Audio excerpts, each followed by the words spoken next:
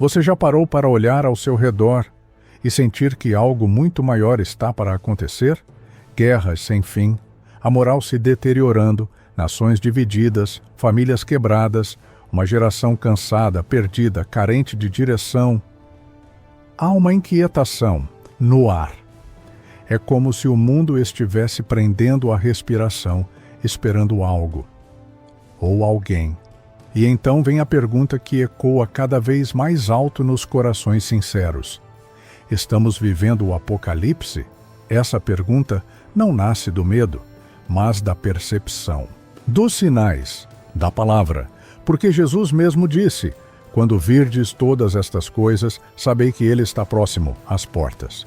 Mateus 24:33. E o que estamos vendo hoje? Estamos vendo fome, estamos vendo pestes, estamos vendo ódio por todos os lados, falsos profetas ganhando destaque, amor se esfriando, a verdade sendo atacada, o errado sendo celebrado, a fé sendo ridicularizada. Antes, já curta, compartilhe e se inscreva no canal. Sim, são sinais. Mas o Apocalipse, a revelação, não é só um livro de juízo. É uma carta de esperança.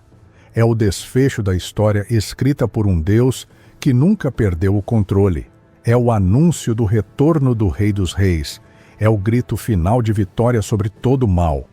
E diante disso, a pergunta mais urgente é: o que os cristãos devem fazer hoje? Primeiro, se voltar para Deus com urgência. Não estamos em tempo de brincar de fé, nem de negociar valores. Deus está chamando sua igreja a um arrependimento profundo. Assim como Jesus disse à igreja de Sardes: seja vigilante e fortalece o que resta e que estava para morrer. Apocalipse 3:2. Ainda há tempo, ainda há misericórdia, mas o chamado é urgente. É tempo de rasgar o coração, de voltar ao altar, de deixar o pecado escondido, de andar em santidade, de buscar a Deus como quem busca o ar para respirar. Segundo, reconstruir o altar dentro de casa. Famílias estão sendo destruídas enquanto olham para fora, mas esquecem de cuidar do que está dentro. O Apocalipse fala de perseguição, de juízos, de crise, mas o maior campo de batalha ainda é o lar. Maridos e esposas distantes, filhos crescendo sem direção, lares onde a Bíblia não é mais lida, onde a oração virou exceção, mas há esperança. Deus ainda visita casas, Ele ainda restaura casamentos, Ele ainda chama pais e filhos de volta ao coração dele. Como Josué, precisamos declarar: eu e minha casa serviremos ao Senhor. Josué 24:15. Terceiro, reacender o fogo do primeiro amor. Você ainda se emociona ao ouvir o nome de Jesus? Ainda sente saudade quando passa um dia sem orar? Ainda vibra quando ouve a palavra? Jesus disse à igreja de Éfeso: tenho contra ti que abandonaste o teu primeiro amor.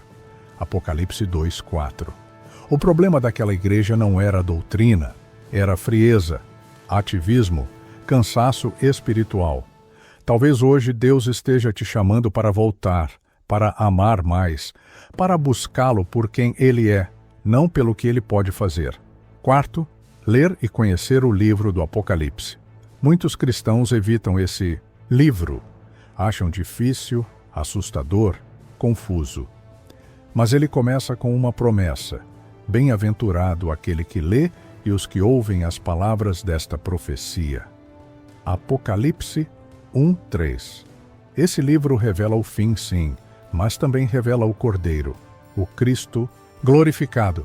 A vitória da luz sobre as trevas. É alimento para a alma, é preparação para o coração.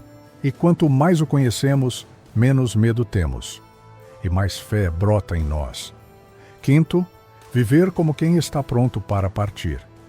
Jesus contou uma parábola sobre 10 virgens. 5 estavam preparadas com azeite nas lâmpadas, 5 não estavam. Quando o noivo chegou, as despreparadas ficaram de fora. Mateus 25.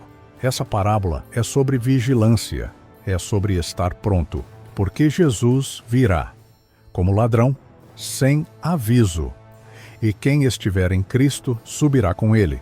Quem estiver distraído ficará, forte, mas é bíblico e é por amor que Deus nos alerta hoje, porque no fim é isso que vai importar. 7. Ser sal e luz em meio às trevas. Os dias são maus, mas a igreja foi chamada para brilhar, não para se esconder, não para se calar, não para se adaptar ao mundo, mas para ser resposta, ser esperança, ser paz onde há guerra. Jesus disse: vós sois a luz do mundo, Mateus 5,14. E quanto mais escuro o ambiente, mais a luz se destaca. Não subestime o seu impacto. Uma oração sua pode mudar uma casa. Uma palavra sua pode salvar uma alma. Sua fidelidade hoje pode ser a resposta ao clamor de alguém amanhã. 8. Guardar o coração contra o engano. Apocalipse fala de um tempo de engano generalizado, onde muitos serão seduzidos, onde até os eleitos poderão ser enganados.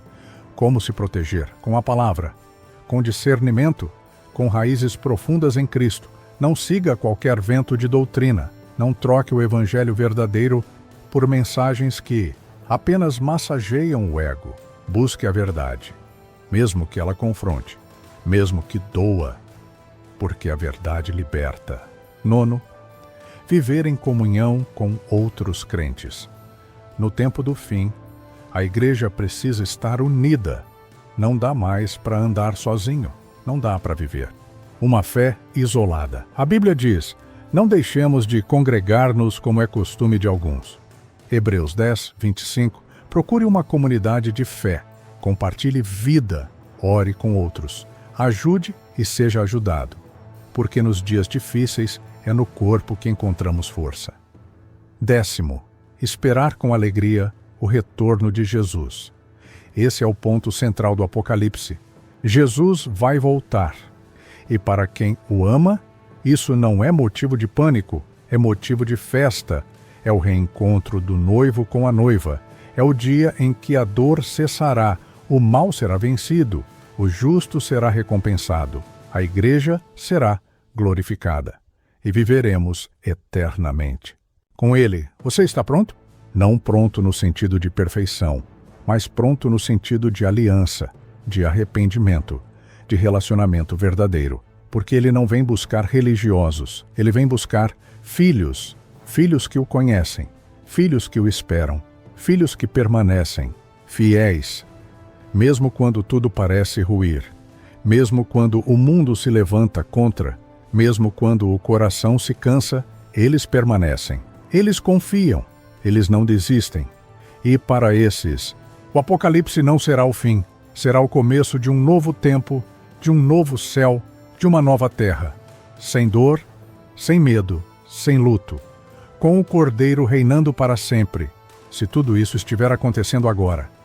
Se o Apocalipse for hoje, que ele nos encontre, firmes, de joelhos dobrados, com a Bíblia aberta, com o coração limpo, com a família unida, com os olhos no alto, porque aquele que vem virá e não tardará.